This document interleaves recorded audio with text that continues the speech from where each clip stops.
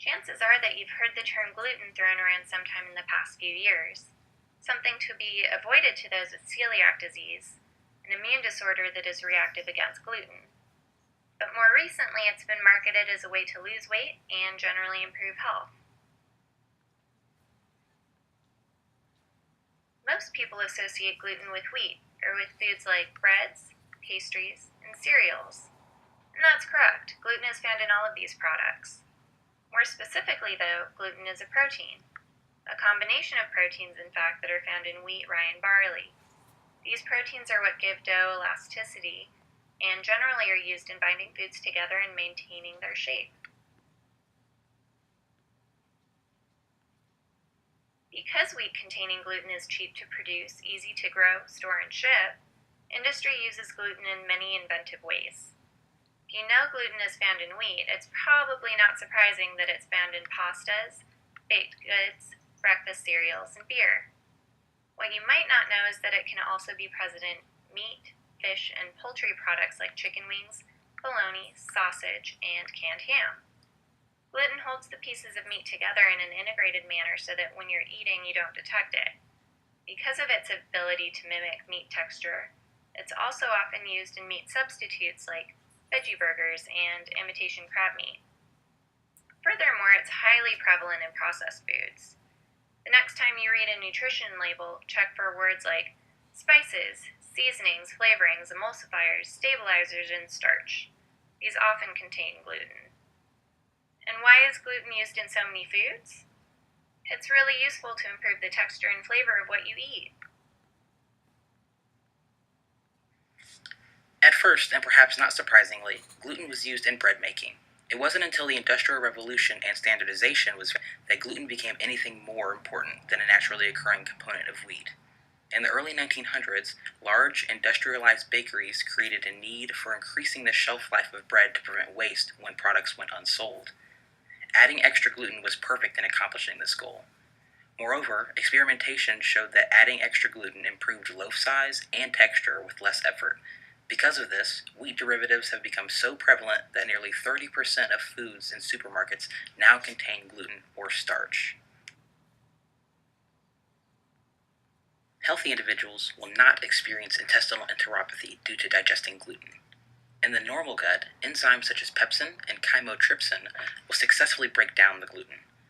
This allows for the gluten to be successfully metabolized into amino acids that can be utilized by the body after they are absorbed through the small intestine. Recent research on the metabolism of gluten may shed some light on the differing effects of gluten in both healthy and gluten-sensitive individuals suffering from celiac disease. While non-celiac patients can metabolize gluten with no resulting inflammation, those with celiac disease are not as fortunate and ultimately suffer from gut inflammation. More specifically, when these individuals take in gluten, they experience inflammation of the villi that line the intestine. This destruction of the villi, which are responsible for nutrient absorption, can ultimately cause issues digesting all foods. This can lead to malnutrition, as the body can no longer adequately process the nutrients being consumed. Overall, the malnutrition that gluten intake can cause in these individuals is due to an abnormal immune reaction that subsequently results in gut inflammation.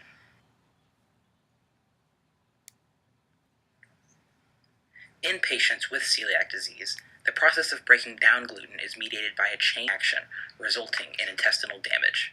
The gliadin protein is mainly responsible for the gut inflammation, also known as intestinal enteropathy. This degradation of the intestinal wall is what eventually leads to chronic celiac disease. As gluten is metabolized, gliadin binds to a cell receptor that is expressed on the intestinal wall. As gliadin binds to this receptor, also known as CXCR3, it triggers a release of zonulin, which has been shown to increase intestinal wall permeability. This increased intestinal permeability is expressed as the symptoms of celiac disease, such as intestinal discomfort and general malaise.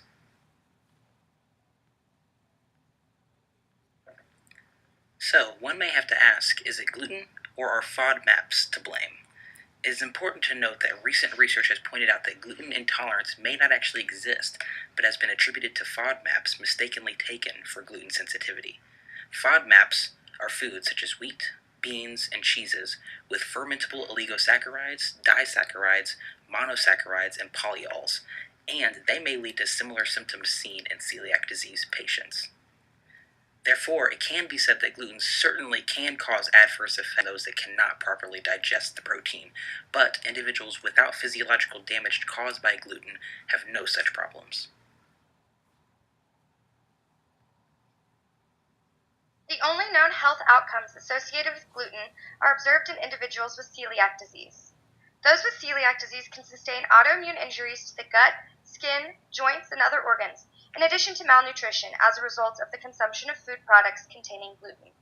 Symptoms can vary from patient to patient, but a classic case presents with chronic diarrhea, abdominal pain, vomiting, bloating, and constipation.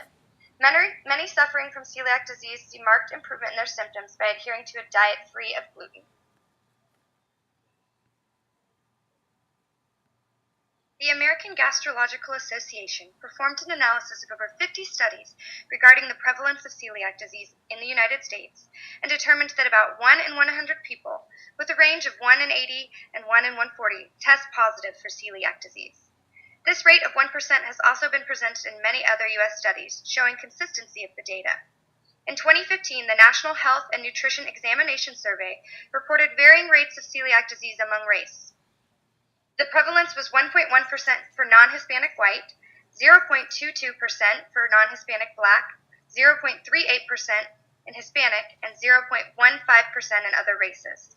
In addition, 2/3 of celiac cases present in women.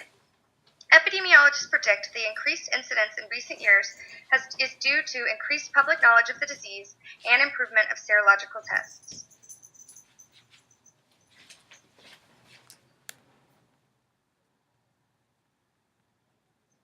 Many people claim sensitivity or intolerance to gluten, but do not test positive for celiac disease. Studies show that 4 to 6% of the population identify as non-celiac gluten sensitive. This perceived gluten intolerance has led to those without celiac disease following a gluten-free diet. Emerging studies are beginning to contest the notion that gluten is causing symptoms. Rather, the discomfort described by patients could be caused by sugars and other byproducts of gluten digestion. Despite the evidence refuting the idea that gluten is unhealthy, the gluten-free fad has continued to gain popularity. In 2014, Time magazine reported that only 14% of consumers shopping for gluten-free products were doing so because of a gluten allergy. Others were purchasing the products for reasons such as the perception that gluten-free is healthier, or that a gluten-free diet could aid in losing weight. The Nielsen report showed that the percentage of households purchasing gluten-free products in 2013 was 11%, up from 5% in 2010. In addition, the Nielsen report also predicts that the annual sales of gluten-free products will top $15 billion by 2016. Traditionally, gluten-free products were made by local and regional producers, but as the financial impact has been made known, national manufacturers such as General Mills and Nabisco have recently began producing lines of gluten-free products. This production will increase the accessibility of gluten-free foods to consumers with and without celiac disease. Now the question becomes, do we know enough to take action? While there are some serious outcomes of gluten consumption for those with celiac disease, there is no proof that gluten causes adverse effects in those without celiac disease. Non-celiac gluten sensitivity has not been proven to exist outside of people's perceptions, so no action should be taken at a legislative level. Let's take a look at the numbers in Texas. The percentage of the general population and workforce affected by celiac disease is only about 1%, or 250,000 people.